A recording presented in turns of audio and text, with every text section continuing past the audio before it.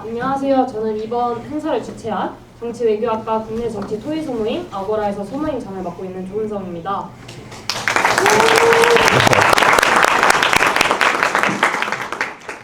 바쁘신 와중에도 잘 참석해 주셔서 감사합니다.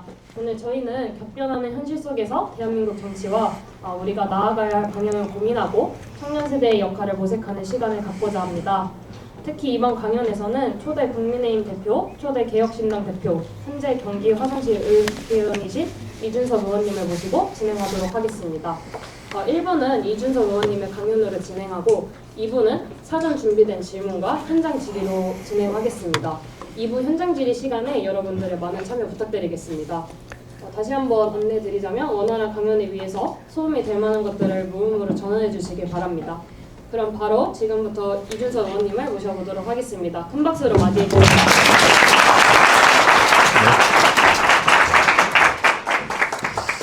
예, 오늘 이렇게 정말 훌륭한 국민대학교에 와서 여러분과 함께 이렇게 이야기하게 돼서 반갑습니다.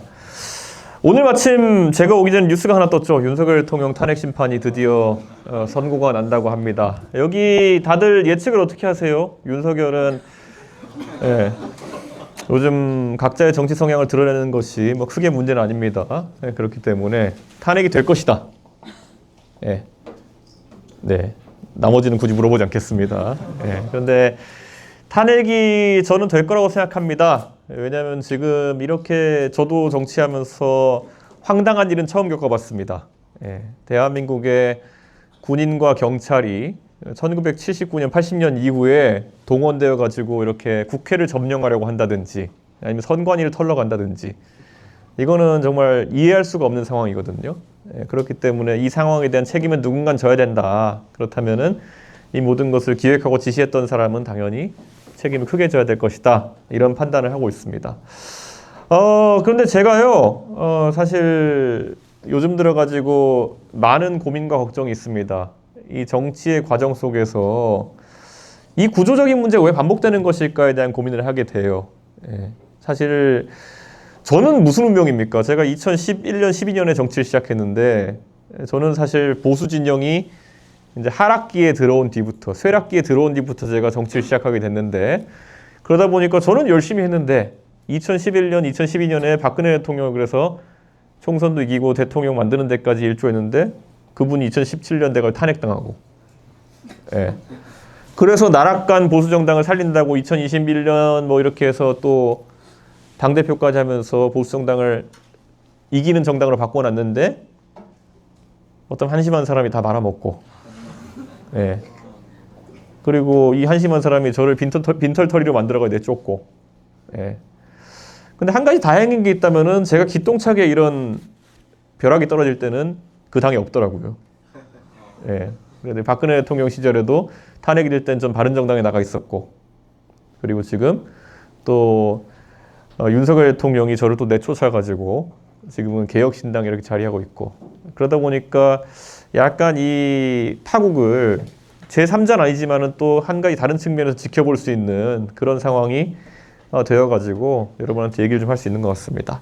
오늘 그래서 뭐 굳이 탄핵 얘기만 할 건 아니고요. 여러분한테 한번 정치를 바라보면서 여러 가지 관점에 대해서 얘기를 해보려고 합니다. 여기 지금 1학년 학생 계신가요? 2학년, 3학년, 4학년. 네, 골고루 있으시네요. 학년에 따라 가지고 조금 내용이 다를 수도 있겠지만은 그래도 한번 보편적으로 적용될 수 있는 얘기를 한번 해보겠습니다. 네, 제가 국회의원이 되었습니다. 작년에. 그 전에 3번 떨어졌다고 이제 저 놀리는 분들도 많았는데 사실 다 운명이 아닐까 생각합니다. 어려운 곳에 계속 도전해가지고 그 3번 선거를 낙선하고 나니까 정말 어려운 선거, 동탄이라는 저도 처음 찾아간 곳에서 당선되는 결과가 나오게 되더라고요. 그래서 다 가치 없는 시간 아니었다 이런 생각을 하고 아까 말했듯이 보수 진영에 또 벼락이 떨어지는 상황 중에서도 제가 국회에서 다른 정당으로 지금 기능할 수 있다는 것이 나름의 어쨌든 제 위치가 아닌가 그런 생각합니다. 근데 저는 원래 프로그래머였어요. 저는 원래 컴퓨터 프로그래머 출신입니다. 근데 프로그래머 출신들은 뭘 되게 중요하게 생각하냐면요. 논리입니다. 프로그램은 짜보면은요. 이렇게 막 짠 다음에요. 실행시켜보면은 컴파일이라는 걸 합니다. 그런데 거기서 아예 에러가 나버려요. 프로그램의 논리에 안 맞으면은. 우리 어릴 때 프로그래밍 해보신 분도 있고 안 해보신 분도 있겠지만은 만약에 이러이러한 조건이면은 이것을 실행해라 이런 것들을 막 짜놓은 게 프로그램이에요. 그래서 이 버튼을 누르면 뭐가 동작해라. 그다음에 이 동작의 인풋이 뭐면은 이걸 해라. 이런 게 다 짜여 있는 게 프로그램인데요. 그러니까 저는 이런 것들이 동작하지 않았을 때 굉장한 혼란을 느낍니다. 그러니까 제 나름대로 그런 삶을 살아왔기 때문에 논리적으로 많은 걸 따져보게 되는데요. 정치권 같은 경우는 좀 그런 것을 잘 따지지 않는 그런 경우가 있었습니다. 이게 여의도거든요. 근데 여의도 정치권에 가보니까 굉장히 이렇게 논리에 따라서 돌아가지 않는 많은 것들이 보이게 되고 그래서 제가 좌절감도 느끼고 이걸 한번 고쳐보겠다고 해서 정치를 많이 좀 빡세게 했던 것 같아요. 예. 근데 여의도에는 참 이렇게 논리적인 삶을 살거나 아니면 이렇게 좀 시대에 맞게 변하는 사람들이 굉장히 드뭅니다. 그래서 이 부분을 제가 계속 싸워오다 보니까 여기저기 이제 여러 가지 논란이 많이 생겼는데요. 여의도 정치에 있어가지고 어떤 변화나 이런 것을 거부하고 이런 사람들이 많은 이유가 뭔지를 한번 생각해 보자면요. 정치는요, 솔직히 왜 한다고 생각하십니까? 대한민국을 좀 더 나은 방향으로 이끌기 위해 가지고 서로 논쟁하고 싸워가지고 결과를 내는 게 정치거든요. 그럼 대한민국의 정치는 은근히 그런 역동성이 좀 떨어지는 그런 상황을 계속 겪고 있어요. 예, 이게 정책을 갖고 A랑 B라는 대안을 갖고 싸우다가 더 나은 것을 가리는 것이 정치가 되어야 되는데 대한민국 역동성이라는 거는 어떤 사람이 군인과 경찰을 동원해가지고 국회를 때려잡고 이런 게 역동성으로 지금 잘못 이해되고 있는 거거든요. 여러분이 유튜브에 가가지고 그 영국의 예를 들어서 의회 정치가 어떻게 돌아가는지를 보신다면은 PMQ라는 걸 검색해 보시면 영상이 많이 나올 거예요. Prime Minister's Questionnaires,라고 하는 것을 이제 하는데 거기 가보면은 여당 당수인 수상과 야당 대표가 나와가지고 실시간으로 토론 배틀을 합니다. 논쟁을 합니다. 그러니까 영국이라는 나라의 정치 시스템이라는 건 그 나라의 여당 대표나 야당 대표가 되려면은 최소한 거기 가서 밀리지 않을 정도로 말은 잘해야 되는 거예요. 굳이 비유하자면은 한 몇 주에 한 번씩 여당 대표와 야당 대표가 단 둘이서 책상 하나 앞에 놓고 사회자도 없이 토론 배틀을 100분 토론을 하는 겁니다. 둘이서. 그 정도의 논쟁 문화 속에서 이렇게 정치가 돌아간다면은 대한민국은 약간 그렇지 않은 그런 상황이 계속되고 있다. 자, 저는 그래서 대한민국에 변화를 가져오기 위해서 여러 가지 일들을 이제 해야 된다라는 생각으로 정치를 하는데요. 예전에 이 사람이 미국의 대통령을 지냈던 시어도어 루스벨트라는 사람인데요. 결정을 한다고 할 때, 결정을 할 때 가장 좋은 것은 여기에 라이팅이라고 하는 옳은 결정을 하는 것이다. 그 다음으로 좋은 것이 틀린 결정을 하는 것이다. 근데 가장 안 좋은 것이 아무것도 하지 않는 것이다.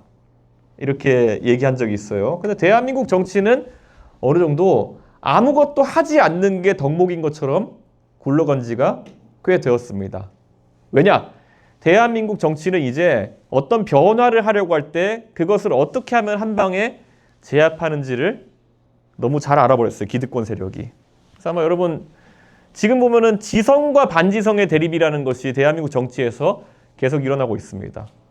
이게 보수가 옳다, 진보가 옳다 뭐 이런 차원이면 아까 말했듯이 A와 B의 대립이고 경쟁이라고 할 수 있을 텐데요. 그게 아닌 겁니다. 말이 되는 소리와 말이 안 되는 소리가 격렬히 싸우고 있어요. 근데 말이 안 되는 소리, 논리적으로 말이 안 되는 소리가 오히려 목소리가 커 보이는 현상까지도 발생하는 겁니다. 가장 대표적인 게 뭐냐? 대한민국 대통령이 제가 계엄을 터뜨린 다음에 이게 사실상의 본인이 저지른 친위 쿠데타에 가까운 거거든요. 그러면은 위키피디아에 가가지고 제가 계엄이 있은 지 한 2, 3일 뒤에 전 세계의 쿠데타 사례를 모아놓은 문서를 봤어요. 근데 가장 황당한 게 뭐냐면은 그래도 뭐 아프리카나 아랍의 지도자들이 쿠데타를 벌이고 이러면은 나름 거기에 정리된 걸 보면은 목적이 그래도 뭐 조국 근대화 아니면 뭐 나라를 잘 살게 하기 위해서 혼란스러운 사회를 정리하기 위해서 뭐 이런 거거든요. 근데 윤석열이라는 사람이 맨 마지막에 기록되어 있는데 거기 보니까 부정선거 이렇게 돼 있어요. 부정선거의 진실을 캐기 위해 가지고 했고 지속시간 뭐 2시간 뭐 이렇게 나와 있어요. 그러니까 저는 이것만 본다 하더라도 굉장히 지금 황당한 상황인데 대한민국 대통령이 그래도 서울대 법대까지 나와가지고 검찰총장까지 지낸 양반이 지금 이 상황에서 부정선거라는 아이템을 들고 이런 쿠데타성 계엄을 일으켰다라고 하는 거는 굉장히 이상한 거예요. 그리고 그 뒤에 진척된 것을 봐도 부정선거를 사실 믿는 분들이 대한민국에 상당수 존재한다는 거죠. 많게는 인구의 20, 30%까지 존재한다 이렇게 되는데 사실 그 안에 들어가면 저는 그분들과 끝없이 논쟁했지만은 논쟁이라고 하는 건요. 최소한의 기반인 아까 제가 A와 B의 대안의 경쟁이 된 논쟁은 그래도 해볼 만합니다. 예를 들어 이재명 대표와 제가 논쟁하면서 기본소득이 옳냐 아니냐고 논쟁하면은 적어도 해볼 만한 논쟁이에요. 근데 이 부정선거 논쟁을 해볼 때는 가장 황당한 게 뭐냐면은 첫 단계부터 맡깁니다. 자, 제가 물어봐요 먼저. 도대체 부정선거 그럼 육하 원칙에 따라서 누가 했습니까? 그럼 무조건 중국이 했다 그래요. 예. 중국에 누가 했습니까? 그건 모른다. 하여튼 부정선거가 있었다. 결론부터 시작하는 거예요. 언제 했느냐? 그것도 모른다. 어디서 했느냐? 모른다. 근데 하긴 했다. 어떻게 했냐? 모른다. 그러나 하긴 했다. 왜 했냐? 문재인이 시켰다. 그다음 뭐 이런 식인 거예요. 네. 그러니까 이렇게 갔을 때 그럼 논쟁이 안 되면 그 다음에 그러면 아니 이거 어르신 이거 논쟁이 안 되는데요. 그렇게 하면 어떻게 되냐? 너 중국인이지. 그 다음 대화가 이렇게 갑니다. 네. 그러니까 너 한국 사람 맞아? 화교지. 이렇게 가버립니다. 근데 이게 지금 대한민국의 어느 일부의 지금 무슨 매니악한 집단들이 하는 게 아니라요. 상당한 덩어리의 사람들이 이걸 하고 있어요. 예.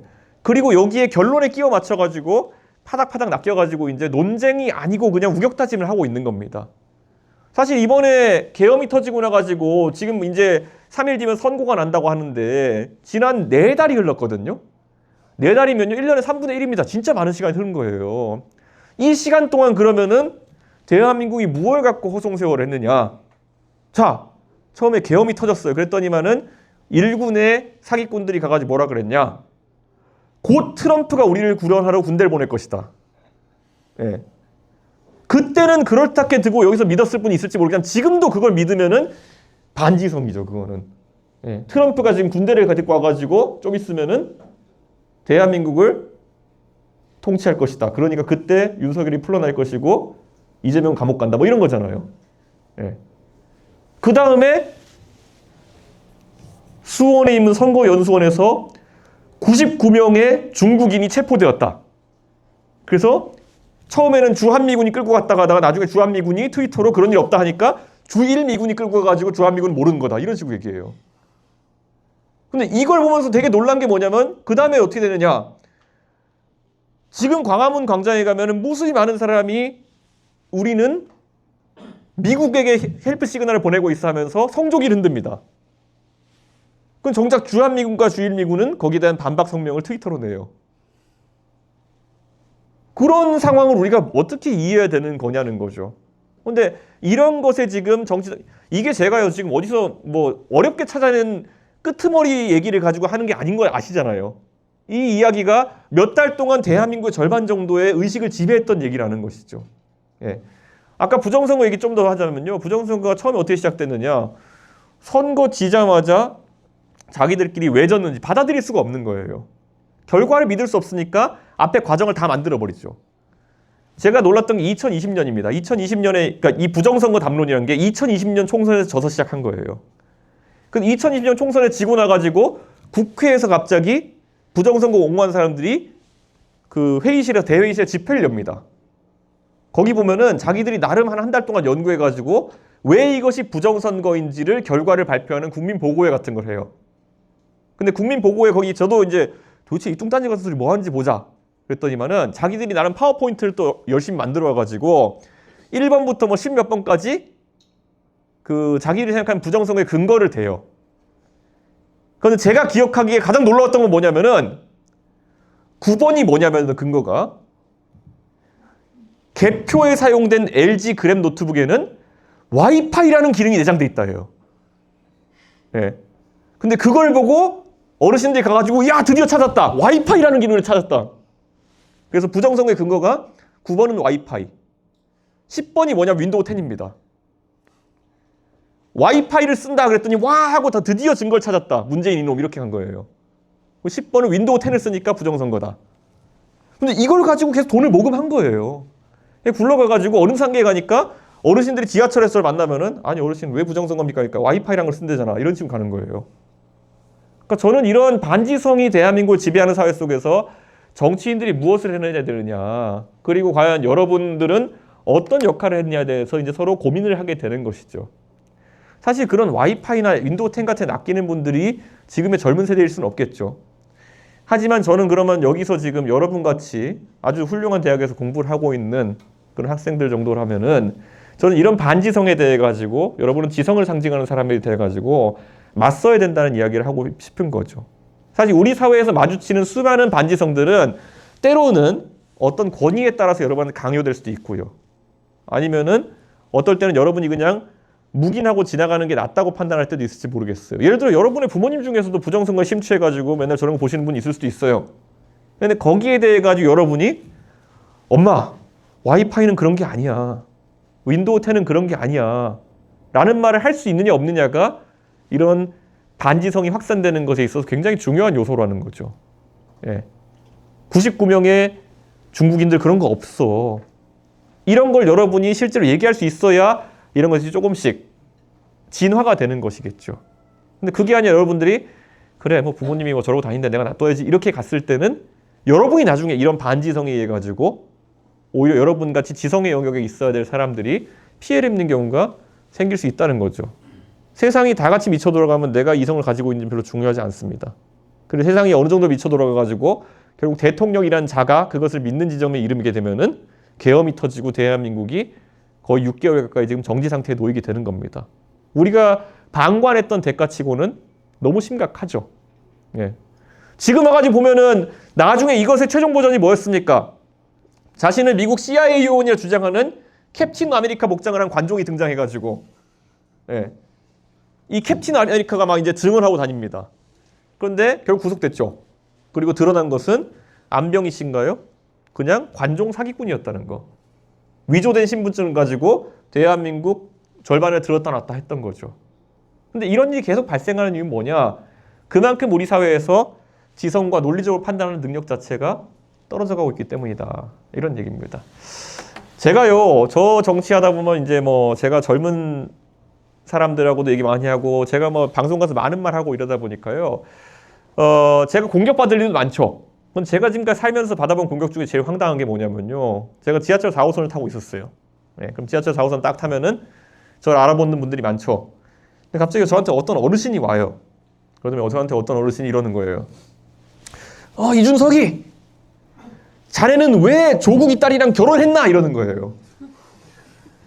그러니까 원래 이게 뭐냐면요. 보통 지적을 하면요. 이제 일부의 사실과 약간의 허위가 섞여 있으면 대응할 수가 있어요. 어르신 그거 아닙니다. 이럴 수 있어요. 근데 이건 처음부터 끝까지 어디가 사실인지를 그러면 제가 그래서 왜냐하면 저는 제 스스로 결혼도 안 했고 전 조국 장관 딸을 본 적도 없고 뭐 그 당시엔 그분도 결혼 안 한 상태였는데 그런데 거기다 제가 어르신 저는 제가 결혼도 안 했습니다. 그리고 전 조국 딸 모릅니다. 이렇게 하니까 그 다음 반응이 뭐였냐면 자네는 왜 젊은 사람이 거짓말부터 하는가 이렇게 나와요.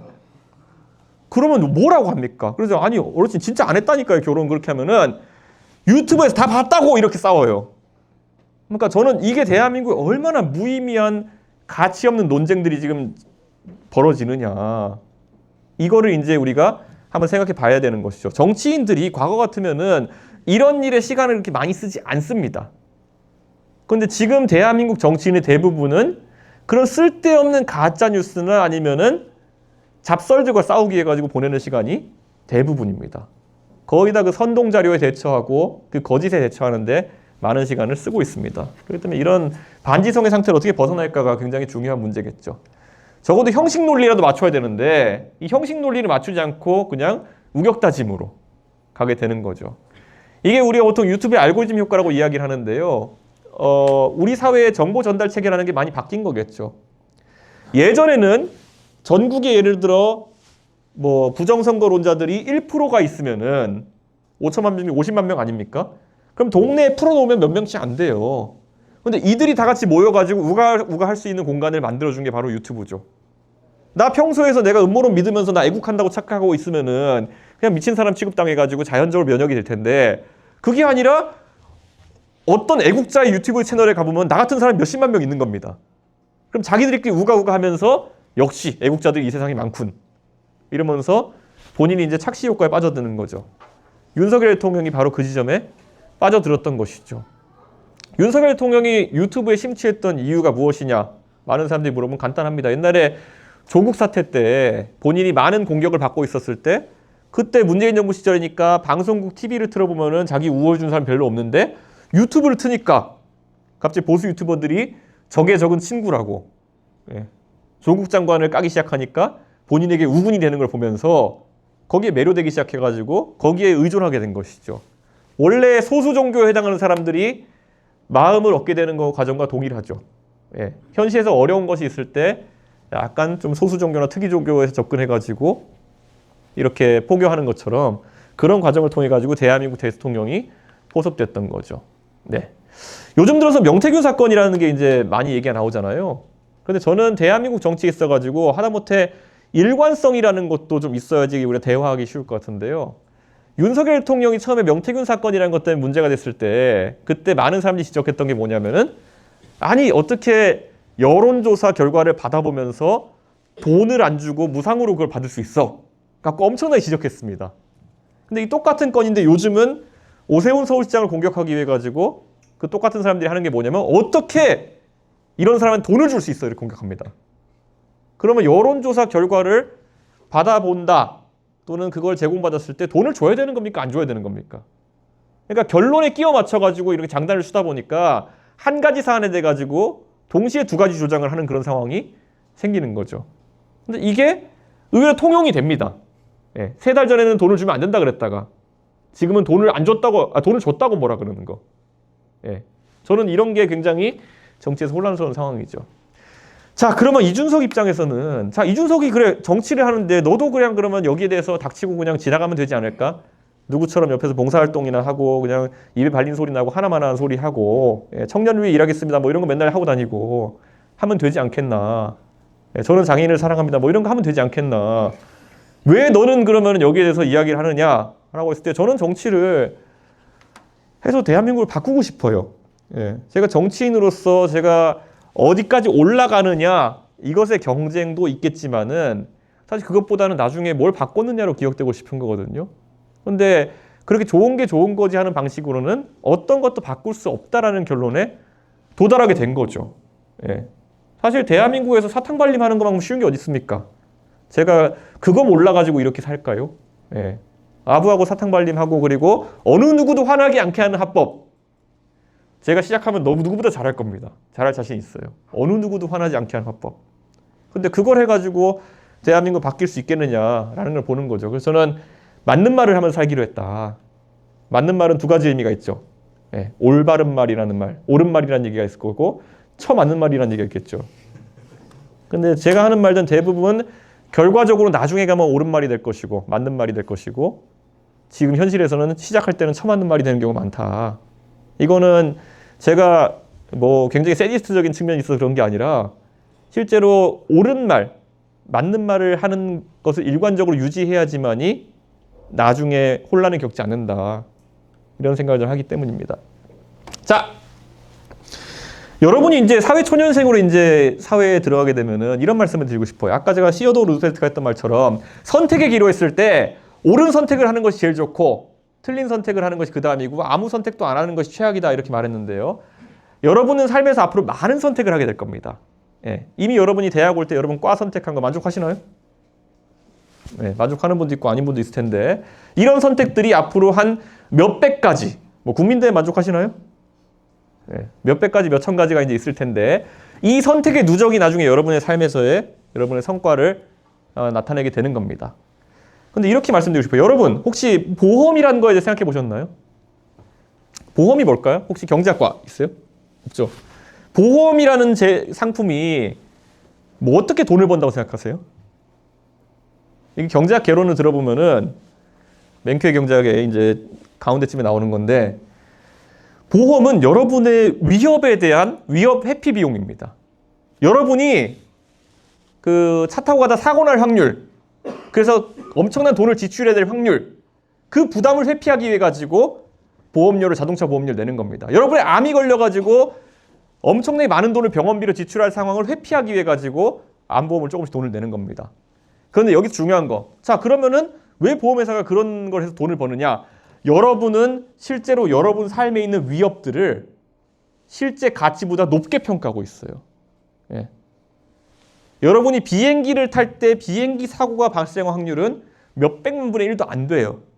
근데 여러분은 비행기 탈 때마다 그것보다 많은 위협을 느끼죠. 조금만 비행기가 출렁여도 그 위협을 느끼죠.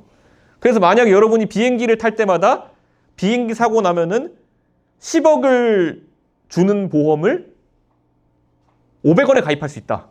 그럼 무조건 하시겠죠. 근데 실제로 비행기가 떨어질 확률은 그것보다 훨씬 낮다는 거죠. 그러면 그 격차가 소위 말하는 보험의 프리미엄이고 그것으로 돈을 버는 겁니다. 이 말인즉슨 뭐냐면은 여러분과 지금 이 자리에 앉아 있는 많은 분들 있잖아요. 여기 있는 많은 분들은 여러분들의 위협을 실제보다 과장해서 평가하고 있어요. 내가 이런 일을 선택했을 때 잃을 수 있는 것보다 더 많이 잃을 수 있다 생각하기 때문에 아주 위험 회피적인 선택을 하는 거죠. 여기서 힌트가 뭐냐면요. 여러분이 반복해서 이제 이런 것들을 그 선택을 하게 될 텐데 남들보다 조금만 덜 위험 회피적인 선택들, 그러니까 조금 더 리스크 테이킹한 위험을 감수하는 선택들을 했을 때 여러분은 보는 이득들이 계속 있는 거예요. 그 위험을 감수하는 선택들을 했을 때 그게 어떤 것들이 있을까요? 여러분 삶에서. 여러분 삶에 고민해 보시면은 지금 아마 여러분 같은 경우에는 취업이나 이런 것들에 대한 경쟁에 대해 가지고 어떤 지정된 위치가 있으면은 최대한 빨리 거기를 향해 달려가는 게 아마 여러분에게 가장 좋은 길이라고 생각하고 가고 있을 거예요. 그건 저는 이런 말씀 드리고 싶어요. 저는 제가 미국에서 대학교 다니고 와가지고 제가 한국에서 제가 군대를 이제 병특으로 졸업했어요. 병특으로 이제 마쳤거든요. 제가 그런데 병특으로 마치면서 저는 정치할 생각이 애초에 없었기 때문에 병특을 한 거였거든요. 제 친구들은 하버드의 제 친구들 같은 경우에는 거의 단 한 명도 빠짐없이 다 정치를 하고 싶어 했어요. 그래서 제 친구들은 여러분 만약 정치한다고 생각하면은 병역을 어떻게 마치는 게 제일 좋다고 생각해요? 여러분이 만약 정치를 하겠다 생각했다. 그런데 병역을 해결해야 된다. 그러면 어떤 형태로 가는 게 제일 유리할 거라 생각해요? 만기 전역이고 제 친구들은 하버드 제 친구들은 한 명도 빠짐없이 공군 통역장교를 갔어요. 예. 공군 통역장교면 국방부 장관 통역이거든요. 근데 그걸 가가지고 나름 멋있는 이력을 졸업했어요. 그러면 자 여러분이 만약 정치한다 그러면은 그냥 직업 중에서 어떤 거 하는 게 제일 유리할 것 같아요? 검사. 그거는 이 정권에 특화된 그런 얘기고. 어쨌든 틀린 얘기가 아니에요. 법조인을 하는 게 제일 유리하다 판단해요. 왜냐? 법조인은 나중에 변호사 사무실 열어가지고 생계를 이어가면서 정치 활동도 할 수 있고 그렇기 때문에 법조인을 하겠다는 선택 많이 하죠. 그래서 제 친구들은 하나같이 스펙이 공군 통역장교와 변호사예요. 예. 왜냐? 그것이 그들에게는 가장 위험 회피적인 선택이니까요. 가장 안 위험하니까. 정치한다고 쏘다니다가 굶을 위협이 없고 나중에 군대 때문에 손가락에서 받을 수 없는 그런 선택이었죠. 근데 저는 애초에 정치하겠다는 생각 안 했기 때문에 저는 그냥 병특을 해서 저는 원래 벤처하겠다는 생각했기 때문에 글로 갔고 그러다 보니까 제가 거기서 이제 병특하다 보니까 제가 병특 시작하기 전에 어떤 일이 있었냐면요. 한 2년 전에 병특했던 사람 중에 싸이가 있었어요. 근데 싸이가 병특하다가 부업으로 노래 부르다가 걸려가지고 군대 2번 갔어요. 그래서 나는 그렇게 되면 큰일 나겠다 그래가지고 원래 보통 병특하면서 과외도 하고 이렇게 많이 하거든요. 그런데 안 하고 그러면 영리 활동하면 안 되는데 뭐 해야 되지? 비영리 활동을 한 거예요. 그래서 제가 교육봉사단체를 굉장히 크게 해가지고 성공했어요. 되게 대한민국 제일 큰 봉사단체가 됐고 그때 저랑 교육봉사단체로 경쟁하던 사람이 여러분이 아마 유튜브에 봤을 공신 강성태예요. 그 성태 형이랑 저랑 이제 교육봉사단체에서는 쌍벽을 이루면서 이제 갔었는데 그러다 보니까 정치권에 이제 영입이 된 거거든요. 전 정치하겠다는 생각이 없었지만은 여기서 한 가지 드리고 싶은 말씀은 여러분 같이 좋은 대학교에 다니고 있고 그리고 이미 대한민국에서 앞서 나간 사람들 같은 경우에는요 그 경쟁이 위에서 이제 그 주어진 과목대로 가서 경쟁하면은 굉장히 치열해요. 그런데 아까 말했던 것처럼 오히려 다른 길을 갔더니만은 제가 대한민국에서 그 분야에서 유일한 사람이 돼버리더라고요. 그래서 훨씬 더 정치하는 데 있어서 제가 정치하려고 했던 건 아니지만은 정치하기에 더 적합한 스펙이 되어버린 거겠죠. 그런데 이런 것들이 아마 여러분의 삶에 있어가지고 계속 선택의 지점들이 들어올 텐데요. 조금 더 위험해 보이지만은 조금 더 색다른 선택들을 했을 때 여러분들이 좀 이득을 받을 수 있는 부분이 있다. 이렇게 말씀드리는 거죠. 이렇게 해서 여러분이 선택할 때마다 조금 더 위험하면서도 색다른 선택들을 했을 때 누적되는 그 이익이라고 하는 것이요. 무시 못합니다. 예를 들어 여러분이 주식 투자를 해요. 그런데 51%의 확률로 내가 오르는 주식을 맞출 수 있다. 그럼 여러분이 뭡니까? 여러분이 워렌 버핏입니다. 51%의 확률로 오르는 주식을 맞출 수 있는데 그걸 100번 반복 시행하면 여러분이 워렌 버핏이에요. 예. 그런 겁니다, 진짜. 예. 도박장에 가가지고 51% 확률로 이길 수 있으면요. 여러분이 떼돈 버는 겁니다. 복리의 개념을 적용해 보면요. 그러니까 여러분의 삶에서도 그런 남들보다 조금 이제 더 위험을 감수한 선택해가지고 얻는 이득들이 누적되게 되면은 결국 여러분들이 한참 앞서 나가게 되는 결과를 가지게 되는 거거든요. 그래서 이런 거 위험 회피에 대한 부분인데 이거는 경제학 교과서 보면 되고요. 저는 앞으로 대한민국에서 많은 변화가 있을 거라 봅니다. 그래서 정치하는 사람들이 이제 생각을 조금씩 바꿔나가야 되는 부분도 있을 거다 하는데요. 한미동맹이라든지 이런 것들 정치에서 굉장히 얘기 많이 나오는데요. 저는 보수도 진보도 이에 대한 관점 자체가 굉장히 고정적으로 흘러가고 있다는 생각합니다. 아까 제가 보수 진영 사람들이 얼마나 시대착오적인지 얘기했죠. 가면은 광화문에 가보면 시위하는 사람들이 태극기 흔드는 건 알겠어요. 대한민국 사람들이니까. 그건 성조기 흔들고 있습니다. 근데 성조기를 왜 흔드는지도 대충은 알 것 같아요. 예. 뭐 미국과의 어떤 친밀성을 강조하기 위해서. 근데 가장 이해 안 가는 게 뭐죠? 이스라엘 깃발 흔들고 있어요. 그것도 교회 사람들이. 예. 이스라엘은 실제로 가보면 기독교 탄압 국가에 가깝거든요. 이스라엘에 가보면은 초등학교 교과서에 숫자를 더하기를 안 써요. 덧셈을 나타내는 기호로 한글 5자랑 비슷한 걸 쓰거든요. 십자가 표시를 쓰면 안 돼가지고. 교과서에 아예 그렇게 돼 있어요. 근데 오히려 한국에서는 이스라엘 깃발 흔들고 있으니까 제가 얼마 전에 이스라엘 대사가 저희 국회에 저희 방에 찾아왔길래 물어봤어요. 왜 그런지 아냐? 그랬더니 이스라엘 대사도 몰라요. 자기 나라 국기가 왜 대한민국 광화문에서 휘날리고 있는지. 그런데 그런 건데 어쨌든 한미동맹 같은 거 보수 진영에서 신두단지처럼 이제 모시고 있는데요. 이런 건 한번 지적해봐야 될 것 같아요. 정작 트럼프는 바뀌었어요. 예. 바이든도 그랬어요. 대한민국에 대해 가지고 이제 더 이상 과거의 사대주의 외교 같은 그런 방식으로. 우리 사대주의 외교가 뭐죠? 결국은 우리가 과거엔 중국의 패권을 어느 정도 인정해주면은 경제적인 무역의 혜택이나 이런 것들은 조선이 받아가는 형태. 그런 것들이 사대주의 외교였잖아요. 중화 질서에 들어가는 대신에 조공무역을 통해 가지고 경제적 이득을 얻어가는 체제, 그리고 체제 보장을 해주고. 근데 그게 사실 팍스 아메리카나라고 하는 미국 주도의 질서 속에서 우리도 그 질서 안에 들어있었던 게 사실이죠. 우리가 부인하고 싶든 말든 간에. 그런데 최근의 모습을 보면은 미국이 세계의 경찰로서 자기가 그런 부담을 져가면서 안보를 책임져주고 경제적 이득을 다른 나라에게 내주는 그런 것을 하지 않으려고 해요. 이것은 트럼프도 마찬가지고 바이든도 마찬가지였죠. 그래가지고 공장을 미국에 가져오라 그러고 그래서 얼마 전에 정의선 회장이 가가지고 미국에 몇십조 투자하겠다는 계획을 발표하고 트럼프가 어깨 두드려주고 이렇게 하잖아요. 그럼 여기에 맞춰서 대한민국의 정치 세력도 변해야 되는데 아직까지도 보수는 친미적 성향 그리고 진보는 반미 반일적 성향을 버리지 못하고 있어요. 저는 근데 이제 이거는 탈피해야 될 관점이 아닌가. 저는 미국에도 이제 당당하게 얘기할 수 있어야 되는 그런 상황인데 지금 보면요. 윤석열 대통령이 미국에 가가지고 외교 잘하는 것처럼 이제 했지만은 사실은 뭡니까? 가가지고 노래 불러주고 땡큐 미국 뭐 이런 거 해준 거잖아요. 이제 보면은. 그러니까 저는 이제 이런 것들이 변하는 시대가 왔다. 저는 그런 생각을 하는 거죠. 이런 것들에 적응하지 못하는 변화를 거부하는 정치 세력이 지금 되게 많습니다. 자, 페미니즘에 대해 가지고도 얘기를 해보자면요. 사실 페미니즘에 대해 가지고 굉장히 한 3, 4년 동안 논쟁이 많았었는데 이제는 대충 정리되어가는 분위기죠.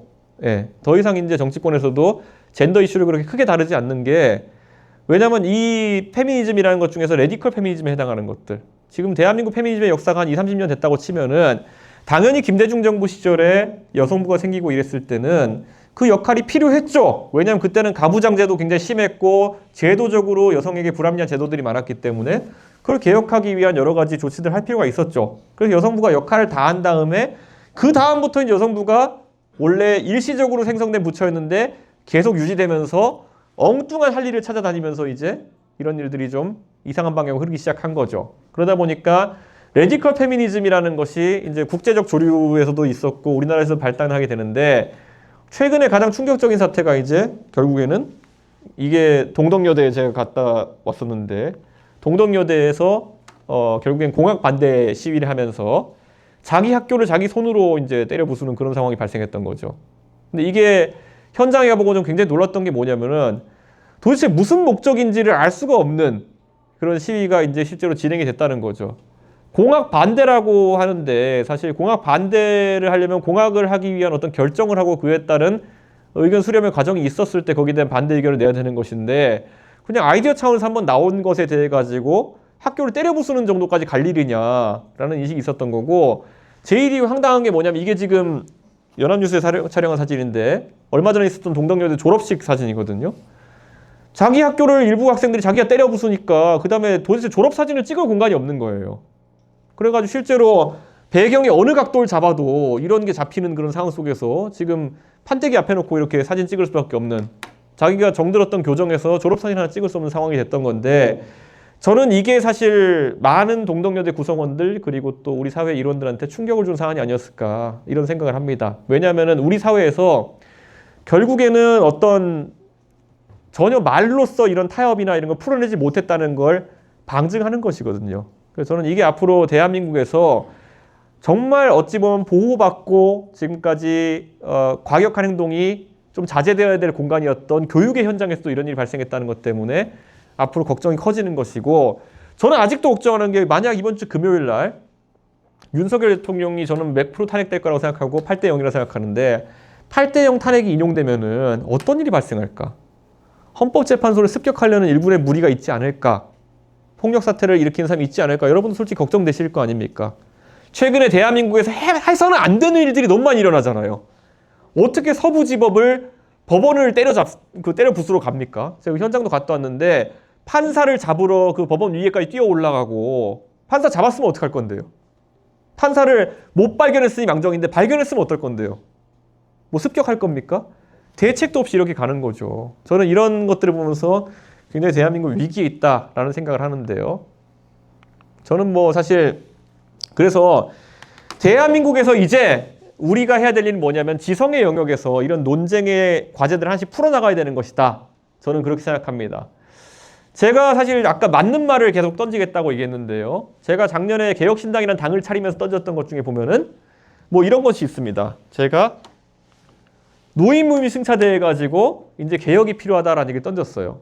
노인무임 승차가 사실은 과거에 전두환 대통령 시절에 65세 이상이 인구의 3, 4% 정도 됐을 때 시작된 제도예요. 지하철이 생기고. 근데 지금은 인구의 거의 한 20% 가까운 사람이 노인 무임승차의 혜택을 보는 계층이 된 상황 속에서 이 제도가 유지될 수 있겠느냐에 대해서 질문을 던지고 이거를 바꿔야 된다. 그래서 제가 제안했던 건 뭐냐면은 할인으로 일부 전환하고 그리고 한 연간 12만 원 정도까지는 무상으로 이용할 수 있는 바우처를 주자 이랬거든요.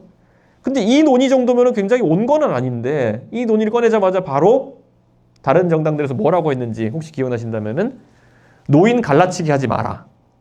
이렇게 나오죠.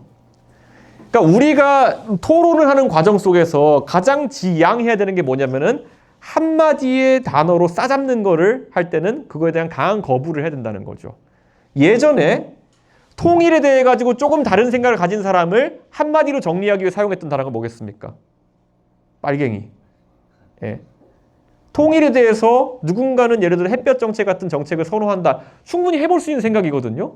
전 세계 어느 나라에나 유화 정책과 강경 정책은 공존할 수밖에 없는 거예요. 대외 정책이 있어가지고. 근데 우리나라에서 대북 유화 정책을 얘기하면 그 햇볕 정책을 얘기하면은 빨갱이 소리 듣던 시절이 있었다는 거죠.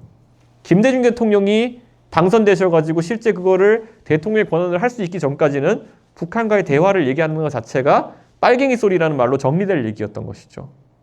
마찬가지로 지금 대한민국에서 저런 정책에 대해 가지고 이야기할 때마다 바로 나온 반응이 뭐냐면은 갈라치기 뭐 이런 겁니다.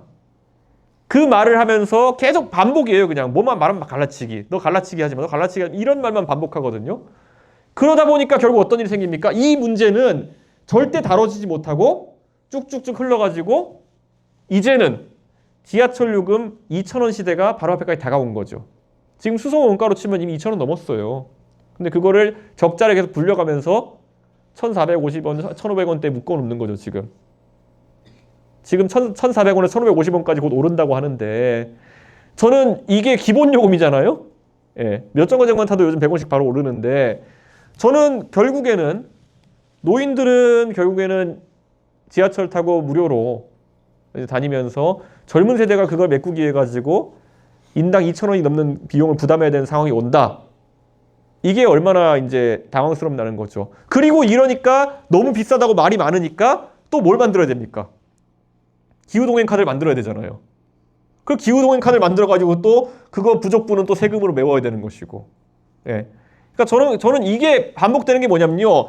이 단어에 대해서 꺼내면은 갈라치기 소리 들으니까 자꾸 편법을 자꾸 만들어내는 겁니다. 예. 그래가지고 저는 이 상황이 실제 그래서 이제 어떻게 흘러가느냐. 제가 동탄에 살잖아요. 동탄에는 GTX-A가 개통됐어요. 그런데 GTX-A는 처음에 개통할 때부터 노인 무인승차가 없습니다. 왜 그럴까요? 그거 해놓고는 지탱할 수가 없으니까. 자, 그러면 어떤 일이 생기느냐? 역차별이 생기는 거죠. 뭐냐? 서울의 1호선부터 9호선까지 타는 노인들은 공짜. 오히려 경기도권에 사는 노인들은 GTX 타면서 몇천 원씩 내야 되는 것이죠. 이 일이 왜 발생했느냐? 기존의 이득을 보는 사람들이 타협하는 것을 완강하게 거부하고 있고 그것을 일부 정치인들이 갈라치기라는 이름으로 계속 그 논의를 막아세우고 있기 때문이겠죠. 그래가지고 역설적으로 서울에 사는 상대적으로 더 부유할 것 같은 그런 분들이 무임승차 혜택을 보고 있고 경기도권에 사는 분들은 신분당선이나 GTX 탈 때 무임승차 혜택을 못 보고 있고 더 나가가지고 아예 수도권 전철이 존재하지 않는 전라남도 순천시에 계시는 노인분은 지하철 자체가 없으니까 무임승차 혜택을 못 보고 있고 이런 역차별이 오히려 발생하는 상황이 생기는 거죠. 근데 이런 게 바로 뭐냐? 갈라치기 이런 단어 속에서 지속되는 거죠. 처음에 전장현, 예. 이준석이 태클 걸었던 것 중에 가장 빡셌던 게 전장현인데 여기 혹시 4호선 타고 다니시는 분 있나요? 예. 예, 여기 아마 강북 지역에서는 4호선의 영향권에 계신 분들이 꽤 있는데 저도 노원구에 있었으니까 4호선은 노원구민의 생명줄입니다. 예. 4호선 없는 노원구는 상상할 수가 없습니다. 예. 단곡에 상계, 노원, 창동까지 해가지고 꽉꽉 채워서 내려옵니다. 하루에 140만 명이 타는 그 지하철이에요. 그런데 이 전장현에서 4호선을 찍어가지고 본인들이 투쟁의 대상으로 삼은 겁니다. 왜 그럴까요? 이분들 본진이 해화역에 있어서 그래요. 예, 다른 이유는 없어요. 예. 이분들 본진이 해화역에 있어요. 그래서 이분들 본진이 해화역에 있으니까 해화역에서 계속 이제 투쟁을 시작하시고 그러다 보니까 4호선 라인 전반을 다루게 되고 하필이면 윤석열 대통령이 용산으로 대통령실 이전하면서 거기 삼각지역도 있다 보니까 4호선이 이제 메인 투쟁의 장이 된 거죠. 여기에 보시면요. 이분들이 처음에 투쟁을 시작했을 때 많은 분들은 이동권 투쟁한다고 생각하셨죠.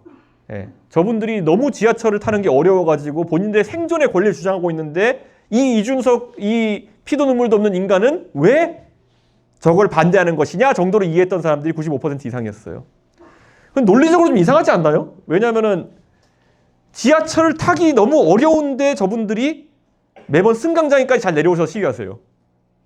그러니까 역설적으로 승강장까지 내려오시는 데는 지장이 없는 거거든요. 그래서 이거를 이제 살펴보시면 뭐냐면요. 실제로 서울 지하철의 95% 가까운 역사에는 이미 장애인 이동 동선이 엘리베이터로 다 설치가 되어 있어요. 일부 한 대여섯 개 역사에 설치 안 되어 있는 거는 역에다가 엘리베이터 팔 수 있는 구조가 안 나와서 그래요. 지하 구조가. 그래가지고 못 넣어놓은 곳들이거든요.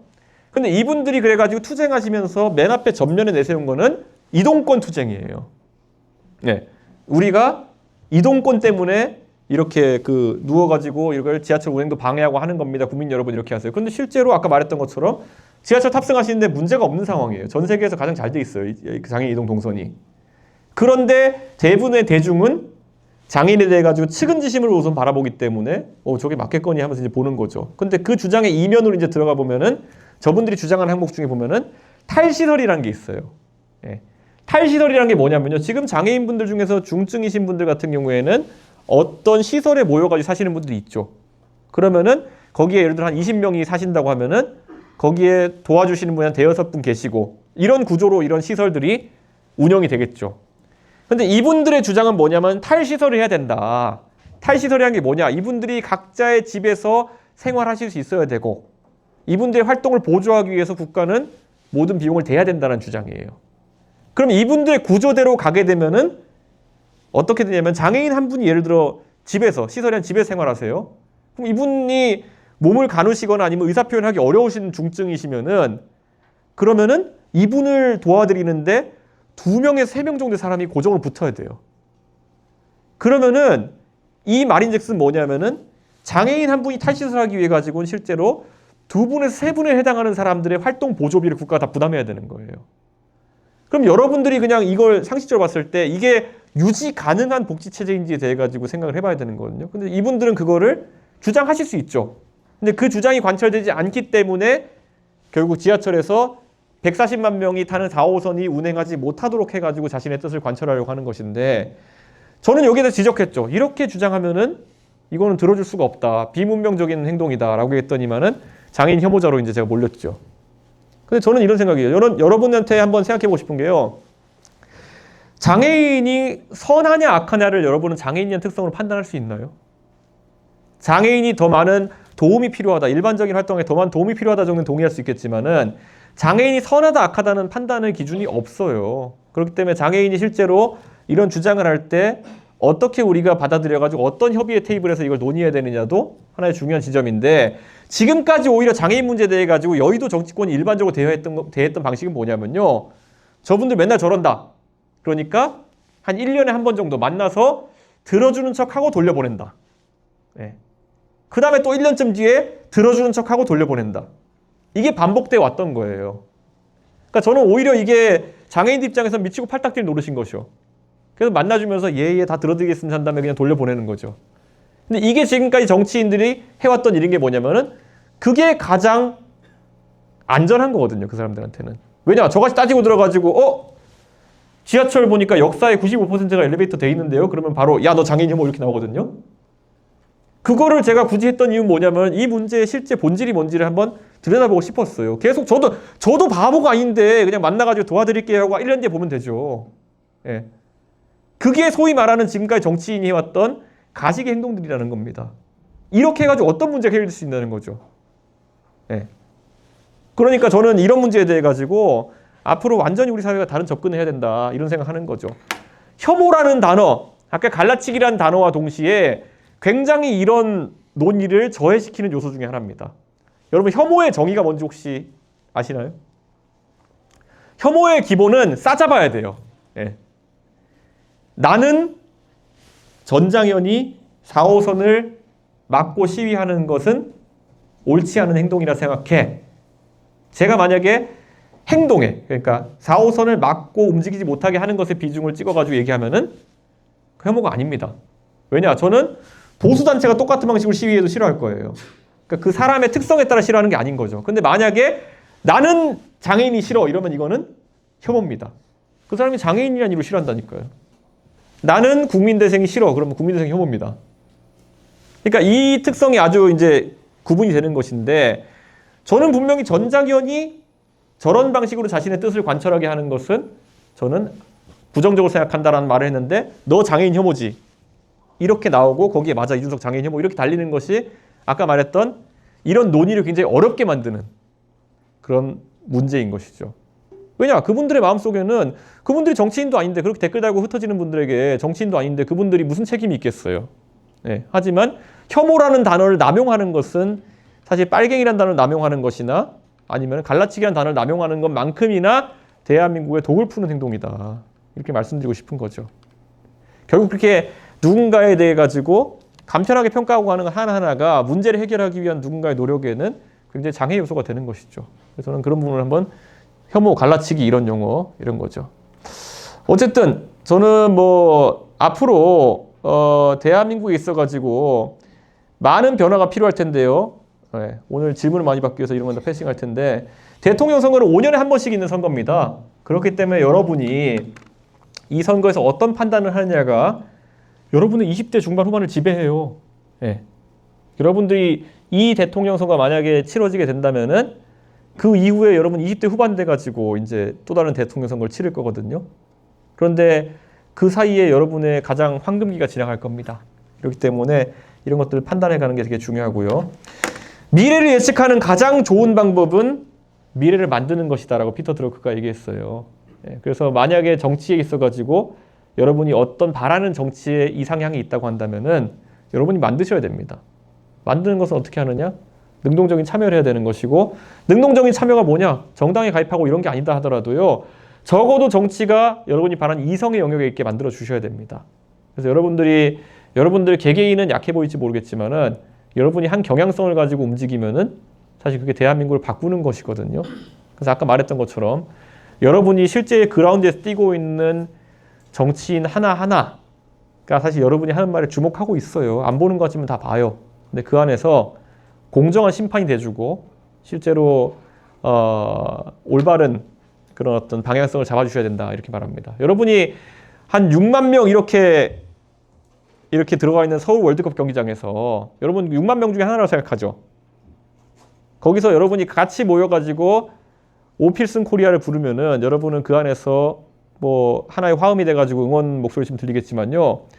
여러분이 거기서 돌출해가지고 우리 선수를 뛰고 있는데 갑자기 육두문자를 쓰면요. 다 들려요. 네, 그 선수들한테. 그래서 그 선수가 사기가 저하돼요. 게임 그르칠 수도 있는 거거든요. 저는 여러분이 그 경기장에서 사실 그 선수들 뛰는 거, 정치인들 뛰는 걸 보면서 여러분이 하는 말 한마디 한마디가 다 들립니다. 그렇기 때문에 그들이 적어도 비이성적인, 반지성적인 그런 평가를 받지 않도록 여러분이 도와주시는 것이 굉장히 중요하다. 이런 생각을 들으면서 마쳐보겠습니다. 어쨌든 개혁신당의 당원 가입은 언제든지 열려 있고요. 예, 오늘 일부러 제가 축약해가지고 한 게요. 여러분한테 질문을 많이 받아보려고 하니까요. 여기까지 하고 질문 받아보도록 하겠습니다. 예. 혹시 질문 있으신 분? 예. 저희가 그 사전 질의 예, 사전 질의 먼저 우선 해볼까요? 예. 제 세팅을 좀. 예.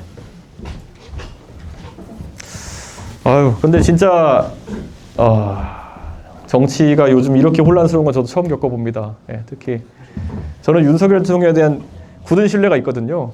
정말 정신 나간 사람이랑 굳은 신뢰가 있는데 이 정도일 줄 몰랐습니다, 진짜. 예.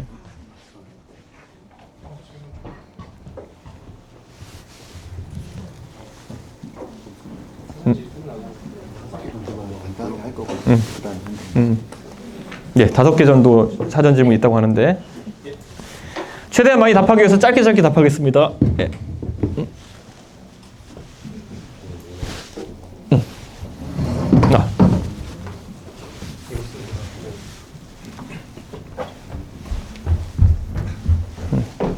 저희가 사전에 그 사전 질의 받은 거 5개만 간단하게 진행하고 현장 질의 예. 많이 받도록 하겠습니다. 첫 번째 질문은 최근에 연금개혁안에 관련해서 말이 많이 나오고 있는데 의원님께서 생각하시는 연금개혁안은 무엇인지 궁금합니다. 여러분 혹시 국민연금 내보신 분 있어요? 네, 뭐 잠깐 알바라도 해가 소득이 발생하면 국민연금 내게 되어 있는 건데 사실 국민연금이라는 게 지금 13%까지 이제 올리는 거로 여러분 버는 거 13%까지 올리는 거로 이번에 얘기가 됐는데 지금은 9% 정도 되거든요. 이게 원래 고용주가 반을 내고 여러분이 반을 내는 구조라고 생각하게 되어 있어서 그럼 4.5%에서 6.5%로 오르는 거 별거 아니다라고 생각할 수 있는데요. 원래 그 세금이나 이런 조세나 이런 것들을 보면요. 귀착이라는 개념이 있습니다. 무슨 말이냐면 여러분이 사업주가 뭐 절반을 내는 것 같아 보이지만은 사실 사업주 입장에서는 여러분은 줘서 내든지 아니면 자기가 반 내든지 간에 똑같은 비용 부담이거든요. 그렇기 때문에 그 사람이 부담할 수 있는 능력 내에서 여러분이 임금도 주고 하는 거기 때문에 그 국민연금분 어차피 안 냈으면 여러분의 임금이 될 수 있었던 금액이에요. 그렇기 때문에 그 귀착 때문에 실제로는 여러분이 13%나 9%에 가까운 금액을 실제로 내는 거다. 그래서 그쪽이 반 내는 것 같은 착시 효과는 큰 의미가 없다. 이런 말씀을 드리고요. 그래서 13% 가까운 비용을 여러분이 내게 되는 건데 이게 사실 이 방향으로 그러니까 더 내고 더 받는다는 게 허울 좋은 얘기지만은 지금 더 내고 나중에 더 받는다잖아요. 예. 근데 지금 더 내는 거는 여러분들이 앞으로 한 30년 가까이 40년 가까이 부담해야 되는 것이고 더 받는 건 나중의 일이거든요. 근데 그때 가면 국민연금이 있을지 없을지 모르는 상황이라는 게 지금 문제인 거죠. 그렇기 때문에 앞에 거는 현금이고 뒤에 거는 부도수표라는 거죠. 그래서 이 문제가 되고 있고 그래서 저는 전격적으로 좀 바꿔나가야 되는 것이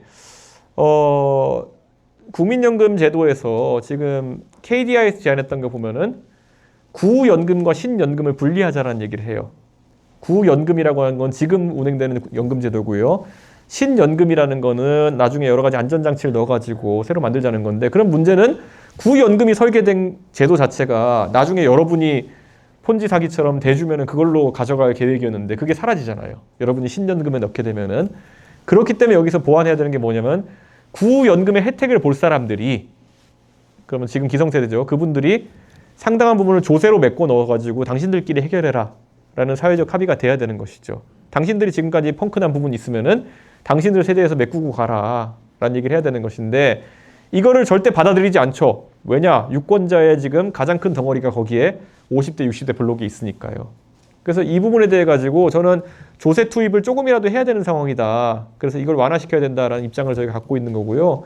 이게 추계에 따르면은 거의 600조 가까이 되기도 합니다. 600조 원 정도를 메꿔 넣어야지만이 구연금과 신연금의 분리가 가능하고, 그를 통해 가지고 연금제도 안정시킬 수 있다고 하는 건데, 그게 지금 사실 그러니까 펑크난 금액입니다. 예. 이미 여러분 세대에게 한 600조 정도의 펑크가 전가되어 있는 겁니다. 예. 그렇기 때문에 저는 이거에 대해 가지고 600조 전액이 아니더라 하더라도 최대한 지금 세대가 조세를 메꾸고 가도록 하는 것이 굉장히 중요하다. 그런 대안을 가지고 있습니다. 이게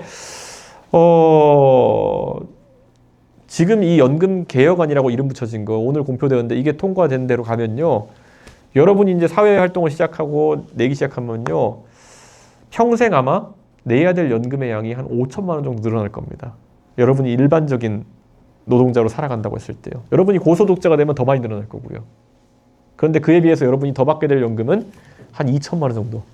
그러니까 이미 이 사람들이 이걸 통과시키면서 여러분 한 3천만 원 정도의 손해를 보고 시작하는 겁니다.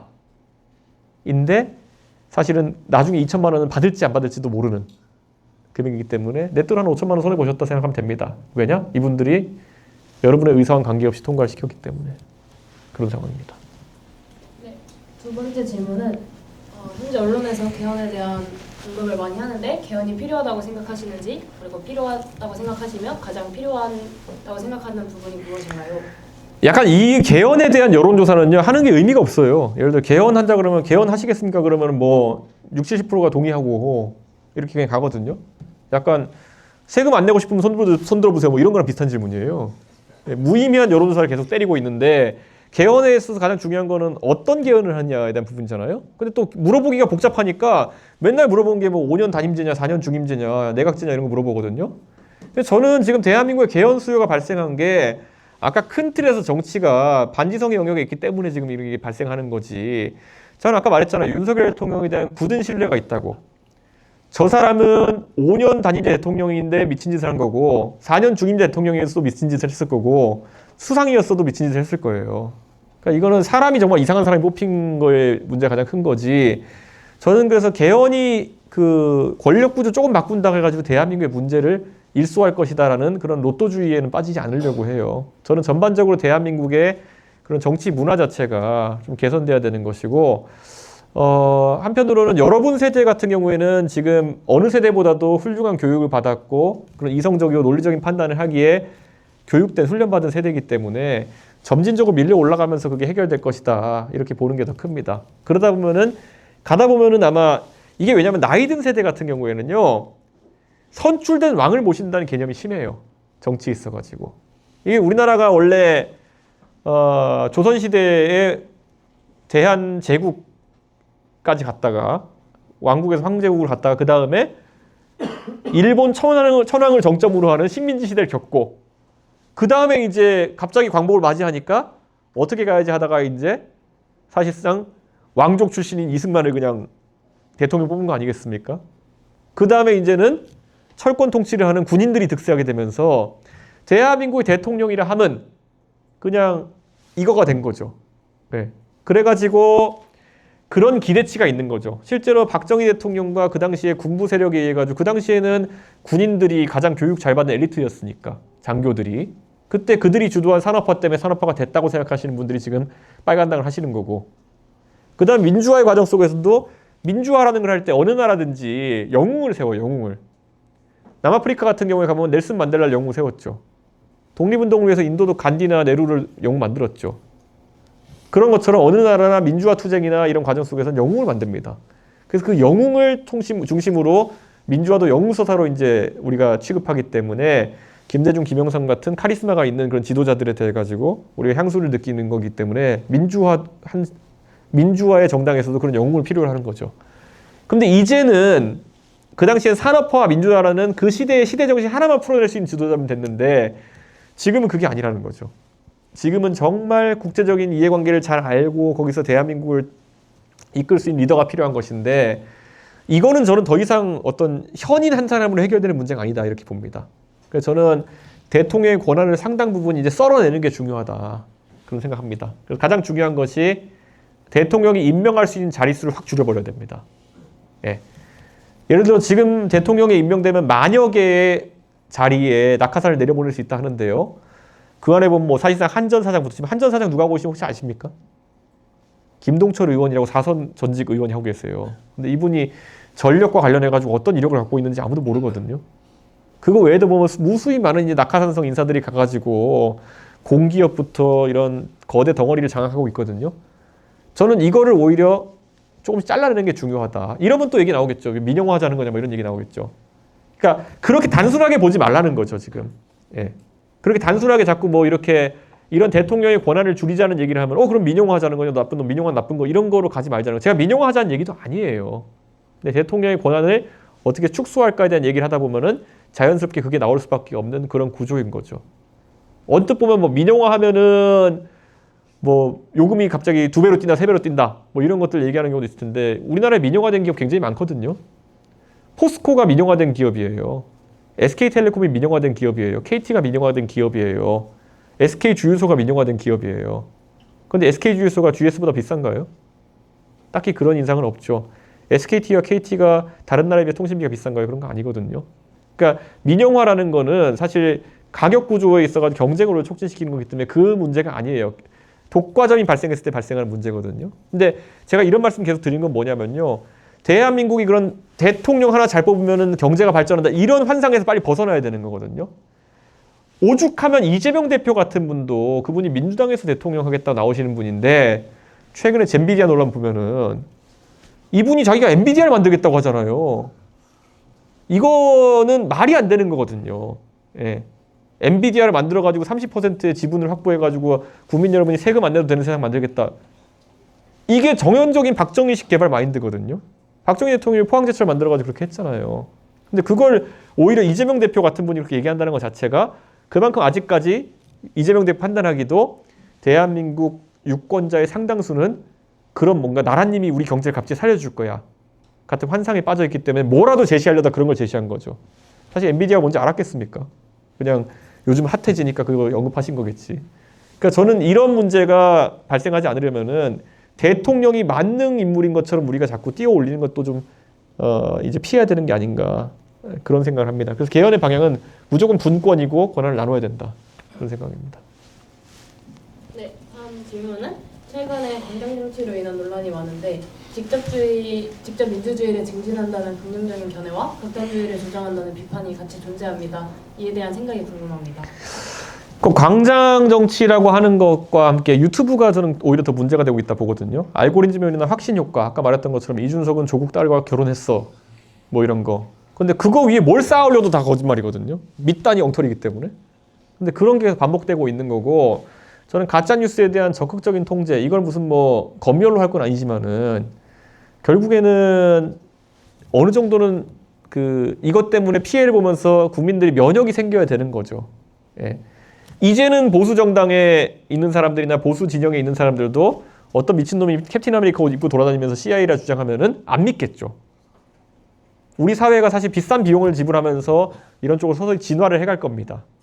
예전에 보면은 광우병 시위했을 때 그때는 막 우리 이제 뭐 그때 몇 살이셨죠? 광우병 시위 때 거의 5살 이랬을 때였는데 광우병 시위 때 어떤 것이 있었냐면요. 그 선동이 되게 특이했어요. 그때 뭐냐면은 뭐 허리띠만 매도 소가죽에서 광우병이 옮겨 붙어가지고 거품 물고 쓰러진다 뭐 이런 거. 그리고 그 뭐냐면 그 동방신기라는 가수가 있었어요. 동방신기 팬클럽이 막 이렇게 막 눈물의 편지 쓰고 이래요. 동방신기 오빠들이 광우병 소먹고 죽을지도 몰라요. 막 이렇게 해가지고 보내고 진짜 광란의 극치였거든요. 그걸 겪고 나니까 이제는 그런 어떤 비슷한 선동은 잘 일어나지 않는 것처럼 저는 상당한 비용을 지불하고 나서도 우리가 이 방향에 있어가지고는 이성을 강화하는 방향으로 가야 될 것이다. 이런 생각입니다. 미국에서도 하도 가짜뉴스가 횡행해가지고요. 미국에도 이제 그 농담처럼 뭐가 있냐면요. 미국 인터넷 사이트 가다 보면은 까만색 배경에 왼쪽에 무슨 뭐 멋있는 말 쓰여 있고 오른쪽에 사람 사진 하나 있고 이런 것들 있잖아요. 그래서 누가 이런 농담을 했어요. 그 까만 배경에 글이 이렇게 쓰는 오른쪽에 그럴듯한 사진 붙여놨다고 해서 이게 진실이라고 생각하지 말아라. 라는 사진을 유포시켰어요. 예. 그런데 그게 상당한 효과가 있었거든요. 저는 지성의 힘이 회복되는 게 굉장히 중요하다 이런 생각합니다. 네, 원래 저희가 사전 질문 조금 더 준비했는데 네. 또 현장에서 예, 그럴까요? 더 많은 얘기하고 싶어서 네. 사전 질문 여기까지 받고 현장 질의로 넘어가도록 하겠습니다. 예. 그래서 손 재고 계시면 의원님이 지목해 주시면 마이크로 빨리빨리 다 답변하고 가겠습니다. 예. 이쪽이 예. 정말 짧게 답변하겠습니다. 예. 질문 짧게 부탁드립니다. 네. 그 과학기술 관련해서 네. 질문드리고 싶은데 그 일본은 노벨상 수상자가 총 30명으로 일반 연구원이 연구를 시작해서 네. 수상하기까지 평균적으로 30년에서 40년 정도 걸린다고 하는데 여기서 나오는 비용을 국가에서 지원하는 제도가 잘 돼 있거든요. 혹시 우리나라도 이런 기초과학기술 발전에 대해서 이렇게 방안이 있으신지 궁금합니다. 저는 우리나라는 기초과학의 투자를 이제 막 시작하는 단계입니다. 그래서 기초과학연구원이나 이런 곳에 이제 예산이 들어가고 있는데요. 과학자는 사실 키운다는 것이 쉽지는 않습니다. 왜냐하면 연구 환경이라는 것이 이제 연구도 상당한 자본이 들어가는 환경을 바뀌어 있고 세계 최고 수준의 과학자들과 함께 연구할 수 있는 환경이 있어야 되는데 그러다 보면은 어차피 이제 미국이나 이런 곳에서 연구를 진행하는 것이 더 합리적이라 생각하는 경우도 있을 테고요. 저는 그래서 그런 거는 그런데 우리나라가 이제 실제 과학기술 분야에서 뭐 수학 같은 경우 허준희 교수 같은 사람 나오기도 하고 이렇게 하는데 이제쯤 돼가지고 우리 과학기술자들의 과학자들의 성과가 나올 시점이긴 합니다. 그래서 좀 지켜봐야 되는 건 있고요. 이미 노벨상에 근접한 몇 명의 교수들이 있다고 지금 이제 다 알려져 있는데 거기서부터 운입니다. 노벨상을 받을 만한 급의 연구를 하신 분들은 상당히 있고요. 거기서 그걸 받느냐 아니냐는 이제 그때 특별한 운에 해당하는 거거든요. 사실 지금 이제 성추행 때문에 완전히 나락갔지만은 제가 대학 다닐 때 2004년, 2005년 이럴 때부터 노벨 문학상 같은 경우에는 고은 시인 이런 분들은 거의 미국에 살았어요. 맨날 가서 시 낭송회하고 이렇게 하면서 노벨상 로비 같은 걸 한 거죠. 근데 안 되잖아요. 그래서 갑자기 한강 작가가 아무도 예상 못했는데 노벨 문학상 타는 것처럼 노벨상이 목표일 수는 없습니다. 하지만은 우리가 계속 그런 과학자들이 연구에 전념할 수 있도록 예산 투입해야 되는 건 맞다. 그런 생각하고요. 일본 같은 경우에는 사실 그 과학 연구의 역사라고 하는 것이 우리보다 훨씬 깁니다. 잘 아시는 것처럼 이미 2차 세계대전이 있기 전에 웬만한 것들을 만들어내던 나라거든요. 그러니까 그에 비하기는 좀 어렵다. 기초과학에 있어가지고 그런 생각이 들긴 합니다. 하지만 빨리빨리 쫓아가야죠. 예. 예, 저기 뒤에 바로 예. 가까운 데서 빨리 그냥 돌릴게요. 예. 네, 안녕하세요. 저는 사회학과 박건입니다. 네. 현재 국민대신문 기자로서 네. 태극기 집회 관련 취재를 하고 있습니다. 네. 태극기 집회는 왜 어떻게 보수 우파, 특히 광장에 나온 보수 우파의 상징이 되었다고 생각하시는지, 그리고 박근혜 대통령 탄핵 반대 및 석방 집회 때부터 현재 탄핵 기각 집회까지 집회 참가자들이 우리나라의 상징인 태극기를 든 이유가 무엇이라고 생각하시는지 궁금합니다. 그러니까 아까 말했듯이 우리가 그런 앉으셔도 돼요. 정치적 경쟁이 있을 때는 A와 B의 대안의 경쟁이라고 생각해야지 이제 헛봉이 안 드는 건데 이걸 자꾸 선악으로 놓으려고 합니다. 예. 그 정치적 경쟁이라고 하는 것은 A와 B의 대안 중에서 나은 것을 선택받는 것이 대안 경쟁인데 자꾸 나는 선하고 너는 악하다. 나는 애국이고 너는 매국이다 프레임을 놓으려고 합니다. 그게 왜 그러냐면은 그게 제일 쉽기 때문이에요. 그래서 상대를 매국으로 몰아야 되는 상황이 계속 발생하게 되는 것이고 그럼 상대를 범죄화해야 되는 겁니다. 그래서 이준석의 국민의힘과 윤석열의 국민의힘 크게 달랐던 점은 뭐냐면은 저는 이재명 대표랑 상대할 때 그분을 악마화하기보다는 그분을 멍청한 사람 만들기 노력 많이 했어요. 예, 그분이 무슨 뭐 수직이 착륙하는 비행기를 띄우겠다 그러면 그거 조롱하고 이렇게 하는 거죠. 저 바보 아니냐. 엔비디아 얘기하면 젠비디아 아니냐 뭐 이런 소리 하고. 그런데 검사 출신 지금 윤석열 한동훈조 같은 경우는 저 사람 나쁜 사람이야를 계속 하려고 그래요. 그러니까 저는 이게 굉장히 차이가 크다는 생각을 합니다. 그래서 애국이란 말에 내포된 건 뭐냐면은 우리가 애국이면 얘는 매국이다라는 또는 니네는 애국이 아니다라는 의미를 내포하고 있는 거거든요. 저는 어떤 경우에서도 여러분이 앞으로 어떤 꼭 정치가 아니라 어떤 분야 논쟁할 때도요. 대안의 경쟁이라고 생각해 주시면 좋겠어요. 그러니까 선과 악, 선의와 악의의 대결로 놓는 순간 상대랑 결코 이제 화합할 수 없는 상황이 발생한다. 제가 이재명 대표라도 제가 이재명 대표 좋아하진 않지만 자기를 완전히 감옥 가두려고 하고 정치적 세명 끝내려고 몇 년 동안 달려들고 있으면 화가 날 것 같아요. 예, 그분이 실제로 어떤 분인가는 별개로. 그런데 그런 상황에서 무슨 대화가 되겠습니까? 그러니까 저는 그런 의미에서 정치적 논쟁이 남 감옥 넣기로 귀결되지 않았으면 좋겠다. 지금도 보면은 지난 대통령 선거 얼마나 허접했냐면은 지난 대통령 선거 그때 뭐 고등학생이었던 분들이 많겠지만은 지난 대통령 선거 때 이재명의 경제 공약이 뭔지 기억나시는 분 있나요? 윤석열의 경제 공약이 뭔지 기억나시는 분 있나요? 지난 대선은요 교육 공약도 기억 안 나고요 통일 공약도 기억 안 나요. 왜냐? 대장동이 네 거냐 내 거냐 갖고 싸웠기 때문이죠. 예. 법정의 영역에서 다뤄져야 될 걸 정치로 끌고 와서 저렇게 하고 있는 것. 그게 문제라는 거죠. 이게 사회의 많은 영역에 가면요. 똑같은 실수를 반복합니다. 페미니즘 논쟁이 대한민국에서 완전히 산으로 간 이유가 뭐냐면요. 여성의 권리에 대해 가지고 이게 옳냐 이게 옳냐를 갖고 대안 경쟁을 했어야 되는데 꼭 범죄를 끌고 와요. 예. 무슨 사고가 발생하면 여자라서 죽었다가 가장 첫 멘트예요. 범죄로 가는 거죠. 범죄로 가면 그건 선악의 문제가 돼버리는 거예요. 어느 누가 범죄를 옹호하겠어요. 근데 가가지고 죽었다. 근데 여자야. 그럼 여자라서 죽었다. 그럼 다 같이 나가서 강남역에 시위하자. 해화역에 시위하자. 이수역에서 뭐 여성이 머리가 짧다는 이유로 맞았다. 그냥 다 그때 이수역 사건 허위 사실이었는데 선동해가지고 선악으로 만들려고 한 거잖아요. 예. 그때 이수역 사건이 굉장히 큰 사건이었는데 술집에서 여성분 두 분이서 술을 마시고 있었는데 화장을 하지 않고 쇼컷을 했다는 이유만으로 남성분 두 분이 욕을 하면서 팼다 이거잖아요. 그거를 청와대 게시판에 올려가지고 우리 도와주세요 이렇게 했던 건데 알고 봤더니 다 뻥이었잖아요. 먼저 여성분들이 술에 취해가지고 남성들한테 음담패설하고 그래가지고 자기들이 술 취해서 굴러떨어졌는데 그걸 이제 어디 가서 우리 편을 모을까 해가지고 범죄 얘기하면서 이제 시작된 거잖아요. 그러니까 이런 식으로 가면요 논쟁이 안 돼요. 그러니까 오히려 여성과 남성의 어떤 불공평한 지점이 있다 그러면은 그걸 바탕으로 풀어보자라는 대안 경쟁을 해야 되는 건데 저는 범죄 얘기 나온 순간부터 페미니즘 얘기는 저는 이거는 해결할 수 없는 지점으로 간다. 그런 생각합니다. 그럼 싸잡아야 되거든요. 범죄 얘기하다가 실제로 그럼 그 결말이 뭐겠어요? 한국 남자는 다 범죄자로 갈 수밖에 없어요. 예. 그러면 그게 어디서부터 페미니즘 쇠퇴하느냐? 30대 중반부터 쇠퇴하거든요. 왜냐? 결혼을 해봤는데 내 남편이 범죄자라고 생각하면 살 수가 없잖아요.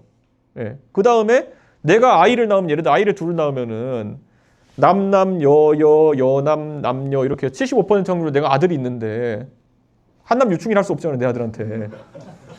그러니까 이 논리적 모순을 그냥 계속 달리고 있는 거예요. 내가 한남 유충을 나왔어. 그 모순 극복 못한 분들은 계속 그런 이상한 거 올려가지고 화제가 되는 거예요. 그러니까 저는 이거를 정당하고 왠지 건전한 논쟁들이 있어야 되는데 주제부터가 애초에 산으로 가볼 수밖에 없는 주제들이 너무 대한민국에 많이 널려 있다.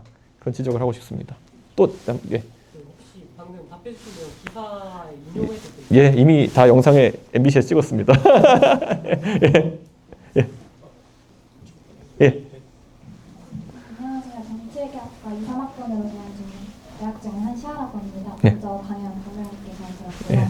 제가 질문드리고 싶은 것은 아까 한미동맹 이야기하시면서 미국이 바뀌는 것에 맞춰서 우리나라도 변화해야 한다고 네. 말씀하셨는데 주한미군 한미일 동맹과 관련해서 여당이든 야당이든 혹은 개혁 신정과 같은 제3당에서 다음 지도자가 나오면 어떠한 방향성을 가지고 나아가야 한다고 생각하시는지 궁금합니다. 저는 한미동맹과 자주국방이 따로 갈 수 없는 주제다라는 생각을 합니다. 그런데 보수 정당이 집권하면은 한미동맹 강화를 얘기하고 그 민주당 계열 정당이 집권하면은 자주국방을 얘기하면서 다른 이야기들이 나오는 것처럼 보이는데요. 저는 이미 우리에게 강제된 부분이 있다 봅니다. 예를 들어 트럼프 같은 경우에는 유럽에 대해 가지고 더 이상 미국이 유럽에 안보에 있어 가지고 많은 비용을 지출하지 않겠다라는 이야기를 한 상황이거든요. 그것은 대한민국의 한 기회가 될 수 있습니다. 왜냐? 대규모의 육군과 대규모의 방산 산업을 유지하고 있는 나라는 이 서방 세계 국가들과 무기 체계가 호환된 나라는 대한민국밖에 없거든요. 그러니까 우리가 폴란드니 뭐 여기저기 체코니 이런데 무기 수출 왕창할 수 있는 기회가 생긴 건 맞고요. 그를 통해서 우리도 우리 그 방산이라는 것들을 발달시켜가지고 자주국방을 강화할 수 있는 기회가 되는 겁니다. 마찬가지로 우리의 그런 국방 역량이 강화가 됐을 때는 실제로 미군에 대한 의존성 자체가 줄어들 수 있는 부분이 있겠죠. 한편으로는 탐지 전력 같은 것들. 예전엔 우리가 안 가진 것들이 많았어요. 대잠수함 전력이라든지 아니면은 군사용 인공위성이라든지 아니면 또 아니면 또 뭐 공중 굴비기라든지 정찰 자산이라든지 이런 건 없는 게 많았거든요. 이제 대한민국이 그런 것들의 상당 부분을 이제 생산할 수 있게 되었고 전투기도 로우급, 미들급, 하이급 이렇게 보통 얘기하는데 하이급 전투기 같은 아주 고급 전투기는 아니더라도 로우급과 미들급 같은 경우 우리가 생산할 수 있는 지경에 달았다는 거죠.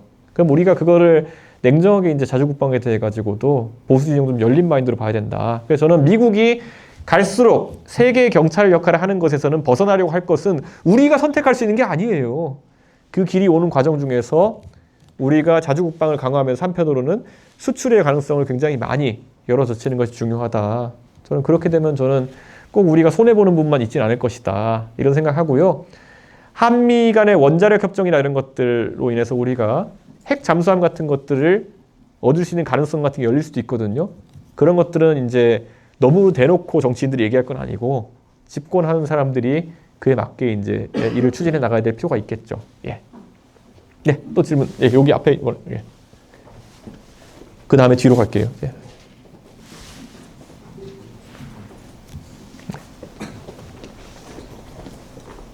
정치교학과 2학번 박주영입니다. 예. 오늘 강연에 대한 이야기 나왔는데 네. 이준석 의원님만의 말 잘하는 방법이 궁금합니다. 말을 잘하는 것은 사실 사람이 한번 생각해 본 것을 말할 때는 그래도 의식 구조가 좀 자연스럽습니다. 그렇기 때문에 저는 다른 사람보다 걸어 다니면서 여러 가지 생각을 많이 하는 것 같아요. 그러니까 여러 가지 현상에 대해 가지고 스스로 의문을 많이 던져보세요. 그리고 사고 실험이라고 하죠. 머릿속에서 우리가 미리 이제 실험해보는 것들을 많이 하고 이미지 트레이닝이라고 하기도 하죠. 그런 것들을 많이 해보면은 좀 나아질 것이다. 그리고 이것이 그런 논리적 구조에 대해서는 그런 훈련이 되는 것이고 수사학에 해당하는 부분이라고 한다면은 좀 의미 있는 사람들의 유명한 발언들을 많이 보시는 게 좋을 것 같아요. 예를 들어 저는 미국에서 대학 다니면서 2004년도에 오바마가 이제 정치인으로 신출되기로 데뷔할 때 그때 했던 말들 같은 거, 표현 같은 걸 보면서 야, 말을 저렇게 할 수도 있구나 이런 생각을 하면서 놀랐던 적이 있거든요. 근데 그 표현법이나 이런 것들은 어느 정도 처음에는 다른 사람들이 하는 걸 보면서 보다가 나중에 자신의 스타일이 생기는 거거든요. 그건 자연스럽게 그렇게 연마해 보시면 된다. 요즘 같은 경우는 제가 이런 말 하면 될지 모르지만 제가 영어랑 중국어를 좀 하는데 저는 제가 영어 인터뷰도 하고 이렇게 할 때가 있잖아요. 그럴 때마다 챗GPT랑 연습 많이 해요. 예. 그런데 한국어 같은 경우에도 저는 챗GPT가 그런 유려한 표현들 같은 경우도 꽤 잘하거든요. 저는 거기에서 대화 모드로 놓고 그런 건 너무 찐따 같아 보이긴 하겠지만은 혼자 집에 앉아서 그러면은 틈날 때마다 이렇게 한 번씩 얘기해 보시는 것도 나쁘지 않다라는 생각을 해요. 시사나 이런 면에 있어 가지고는 표현력이 생각보다 좋습니다. 이 챗GPT 같은 사람들 애들이 학습하는 게 뭐 그런 아주 훌륭한 연구 자료 이런 것들 많이 학습해 가지고 표현력이나 아니면 사용한 용어 같은 것들이 굉장히 고급화되어 있거든요. 그래서 저는 그런 것들은 오히려 여러분의 동료와 얘기하는 것보다도 그 챗GPT 같은 애들이 훨씬 더 전문적인 그런 표현력을 가질 것이다 이런 말씀드립니다. 또 혹시 질문? 네. 저 뒤에 한번 가볼게요. 맨 뒤에 모자 쓰신 분, 네. 화이트삭스인가? 네. 큰 소리로 하시면, 네.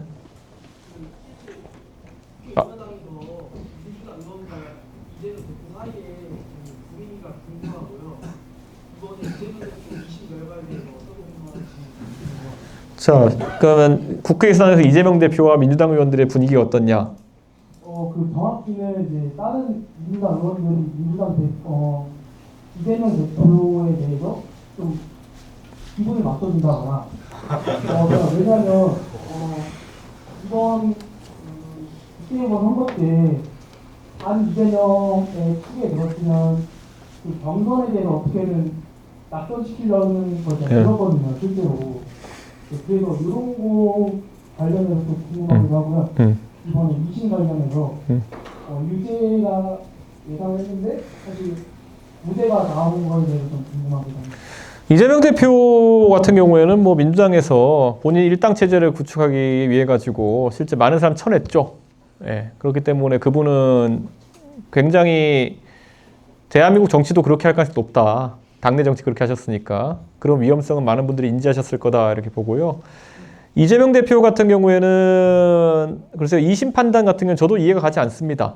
예, 2심 판단 같은 경우 1심에서 같은 사실관계인데 별로 바뀐 게 없는데 법리를 정반대로 냈기 때문에 이렇게 하급심과 상급심의 판단이 계속 엇갈리게 되면 법전은 하는데 대한민국 국민들이 법의 안정성에 대해 가지고 우려를 표할 수밖에 없는 상황이거든요. 전 그래서 이건 굉장히 안 좋은 상황이다. 그런데 시간이 지금 별로 없기 때문에 어쨌든 존중할 수밖에 없는 상황이라는 게 굉장히 안타깝다. 그런데 한편으로는 이런 것도 있습니다. 그 선거법이라는 거는 선악을 가르는 법은 아니에요. 무슨 말 이게 형사 재판을 하긴 하지만은 돈을 횡령했다 이런 건 선악에 대한 문제죠. 선거법은 이제 말하다가 이제 이게 거짓말에 해당하느냐 아니냐 이건데 저는 이게 선악이라기보다는 뭐 예를 들어 하다가 보면 말이 헛나올 수도 있는 거고 이거는 게임의 룰에 가까운 거거든요. 예. 하다가 예를 들어 농구 선수가 파울해가지고 자유투 준다고 해가지고 악하다 이럴 수는 없잖아요. 그러니까 저는 이 선거법 때문에 이재명 대표 그 말에 대한 부분인데 말을 하는 거에 대한 부분인데 돈 주고 받은 것도 아니고 이것 때문에 대통령 선거 후보자의 피선거권이 제한될 정도의 형이 나오는 것이 옳냐에 대해서는 저는 또 그건 아니라고 생각합니다. 그런데 윤석열 대통령이랑 비교하자면 윤석열 대통령이 선거 기간에 거짓말 엄청 많이 했거든요. 뭐 장모한테 10원짜리 받은 적 없다부터 시작해가지고. 그런데 대한민국 공직선거법의 문제가 뭐냐면 다른 건 다 괜찮은데 대통령 선거에 대해서 당선된 사람은 기소를 안 해요. 그러니까 그거 자체가 좀 불공정이었다. 저는 그런 생각해가지고 대선에 대해서는 공직선거법을 좀 개정할 필요가 있겠다. 그런 생각을 합니다. 예, 또 질문. 예, 저 뒤에 예, 머리 기신 분 앞에 쑥색. 예. 아 여기. 네. 다른 질문으로 예. 앞으로 이제 북한에 관해서 좀 정책을 정할 때 윤석열 개인의 어떤 견해라든가 방향성에 대해서 좀 듣고 싶습니다. 저는 북한에 대해서는요, 저는 통일해야 된다 생각하고요. 이거는 제가 통일 교육을 받아와서 그런지 모르겠지만은 지금 대한민국의 시장 사이즈를 늘리고 그리고 대한민국의 지금 인구 구조 문제를 해결하기 위해 가지고는 통일로 한 번에 2,500만 명 정도의 사람이 유입되는 것이 그나마 안정적인 방법일 것이다라는 생각하고요. 다만 통일을 위해서는 우리가 해야 될 무수히 많은 논쟁이 있습니다. 예를 들어 뭐 선악의 논쟁은 당연히 하면 안 되고요. 여러분한테 한번 물어보고 싶어요. 만약에 통일이 되면요, 북한은 전부 다 토지가 개인 소유가 아니잖아요. 그럼 북한 땅을 우리가 어떻게 해야 될까요? 중국식으로 국가가 보유하고 임대하는 방식으로 가야 될까요? 아니면은 국가가 땅을 팔아먹어가지고 통일 비용을 대야 될까요? 아니면 n분의 1 해가지고 북한 사람을 나눠줄까요? 이런 거 되게 유의미한 논쟁이거든요. 예. 왜냐하면은 대한민국에 지금 우리가 겪고 있는 웬만한 자산 불평등이나 이런 거는 부동산에 발생한 거예요. 그럼 북한이라는 그런 엄청난 크기의 땅에서 똑같은 일이 발생하게 할 것이냐, 아니면 거기에 대해서는 다른 토지 제도를 가지고 갈 것이냐, 이런 것들은 해봄직한 논쟁이거든요. 동독과 서독이 통일했을 때 그때 흡수 통일이었는데요. 서독에서는 동독이 무너져가지고 동독의 주들이 서독 연방에 포함된 것이기 때문에 되게 고압적인 자세로 동독에 대했어요. 동독 군인들은 대부분 제대시켜버리고 동독 공무원들도 상당히 자르고 무엇보다 동독의 지도자였던 호네커라는 사람은 탈출하려는 동독 사람들을 쏴 죽인 죄로 재판정에 세웠어요. 그래서 재판받다 죽었거든요. 그러면 자 여기서 우리가 만약에 통일한다고 했을 때 뭐 무력 통일할 거 아니라 그러면은 평화 통일을 지향하면서 통일하려고 그러면 김정은이나 아니면 북한 지도자랑 어떤 식으로 협상해야 될 텐데 그러면 우리 사회에서 김정은을 인정해야 될까요? 아닐까요? 예를 들어 천안함 폭침 같은 경우에는 김정은이 지가 했다 그러고 있는데 그러면 범죄자잖아요. 우리 군함을 공격해가지고 그 많은 사람들 수장시켰다고 한다면은 그 완전 범죄자고 무조건 처벌해야 되는 건데 김정은한테 너 통일하면 처벌할게 이러면 통일 안 할 거 아니에요. 그러면 여러분은 어떤 선택하시겠어요? 김정은 잡아 넣어야 된다. 네. 아니면 김정은 봐주자. 그러니까 이게 굉장히 이제 이런 게 논쟁이 돼야 되는 거예요. 예. 김정은을 처벌하자니 김정은이 통일하자고 할 이유가 없고 김정은을 봐주자니 그러면 우리 원칙에 안 맞는 행동이 되는 거고 또 한 가지 우리는 국립묘지가 있죠. 북한에 가면은 혁명 열사릉이 있죠. 혁명 열사릉 다 파묘해야 될까요? 아니면 그것도 국립묘지로 대우해야 될까요? 혁명 열사릉은 6.25 때 우리 쳐들어왔던 사람들인데 우리 국립묘지에 계신 분은 우리나라 지켰던 사람들인데 우리가 받아들일 수 있겠느냐. 통일을 하려면 우리가 타협해야 될 지점들이 있는 거고 우리가 강제해야 될 부분도 있는 것이고 우리가 받아들여야 될 부분도 있는 거예요. 만약에 북한 사람이 내려와가지고 우리는 현재 조선민주주의 인민공화국이라는 걸 인정하지 않잖아요. 저 괴뢰 집단이잖아요. 그러면은 만약에 우리가 뭐 6.25 때 내려온 분도 있겠지만 6.25 때 올라간 분도 있을 거 아니에요. 근데 갑자기 어떤 분이 막 그 일제시대 때 땅 문서 들고 와가지고 야 사실은 여의도 땅이 다 내 거였어. 그럼 이걸 인정해줘야 될까요? 그런 문서가 있을 수도 있잖아요. 예, 우리가 우리 헌법대로라면 그분의 재산적 가치는 그분이 잠깐 이북의 괴뢰 도당에 이렇게 묶여 있었던 거지 그분의 재산적 가치를 우리가 부정할 방법이 없잖아요. 근데 이런 것에서 어떻게 합의할 것이냐가 이제 통일의 가장 어려운 지점이죠. 사실 정작 그 논의가 하나도 되지 않고 있다는 게 저는 우리가 통일에 준비되지 않았다라는 얘기를 하고 싶은 거죠. 나머지 통일 교육 이런 거는 제가 봤을 때 큰 문제 아닙니다. 웬만한 건 우리 시스템으로 통합돼야 될 겁니다. 우리가 북한의 교육제도에서 받을 게 뭐가 있어요? 북한의 경제제도에서 받을 게 뭐가 있어요? 예. 옛날에 저 초등학교 때 보면 통일 교육 시킨다고 쓸데없는 거 가르쳤거든요. 북한에서는 아이스크림은 얼음 보숭이라고 한다. 그거 배워서 뭐 하냐고요. 예? 도시락을 곽밥이라고 한다. 어쩌라고요. 근데 그건 하나도 중요하지 않은 그냥 암기의 영역이고요. 실제 이 중요한 충돌의 지점들을 어떻게 풀어나갈지에 대해서 우리가 준비돼야 제안할 수 있는 거예요. 예. 근데 아까 봤던 것처럼 김정은 용납 못하면은 대화의 첫 물꼬 자체가 통일하자. 그럼 넌 통일하면 넌 죽을 거야. 이 말이 안 되잖아요. 예. 그러니까 저는 이거를 여러분들이 지금 뭐 정치 동아리나 이런 거 활동하면서도요. 한번 이런 걸 열어놓고 한번 토론해 봤으면 좋겠어요. 예. 지금 선뜻 여기에서는 제가 손들라고 했을 때 감히 김정은을 용서하자는 얘기가 어느 누구도 손들거나 이렇게 공개적으로 말씀하시기 어렵겠지만은 이미 마음속으로는 아 그래 통일하려면 그 정도는 우리가 감내해야 되는 거 아니야 생각하시는 분도 있을 거예요. 예. 그러니까 그런 게 여러분의 사전적인 생각이 많이 가미될 때 나중에 제대로 된 논의가 있었을 때 우리가 윤택한 논의를 할 수 있다. 이런 생각입니다. 예. 마지막 질문 이제 방금이 마지막 질문이고 이제 좀 네. 마치도록 하겠습니다. 네. 네. 네, 이상으로 저희가 준비한 행사는 시간 관계상 짧지만 마치도록 하겠고요. 다시 한번 바쁘신 와중에 귀한 시간 내주셔서 특강을 와주신 이준석 의원님께 박수 한번 부탁드리겠습니다. 예, 뭐 다른 것보다 이번 대통령 선거가 저는 있을 거라고 생각합니다. 있으면은 한번 보십시오. 여러분이 봤을 때 어떤 사람들이 대안을 놓고 경쟁하는지 아니면 어떤 사람들이 또다시 상대를 악으로 놓으려고 이렇게 경쟁하는지 보셨으면 좋겠습니다. 왜냐하면은 선과 악의 경쟁이 무의미한 게요. 여러분이 겪어보시니까 어떻습니까? 저는 이건 제 개인적인 사견입니다. 저는 지난 4년 동안에 이재명, 윤석열의 치킨 게임 보면서 내린 결론은 딱 한 가지입니다. 둘 다 나쁜 사람이었다. 그러니까 그런 무의미한 경쟁보다는 뭐 선한 사람이라도 대한민국 망가뜨릴 수 있고요. 악한 사람이라도 대한민국 잘 살게 할 수 있는 겁니다. 그런 편의상의 도덕적 선악 대결보다는 누가 능력 있고 누가 대한민국의 문제를 해결할 수 있는 그런 자세를 갖춘 사람인지 판단했으면 좋겠습니다. 감사합니다.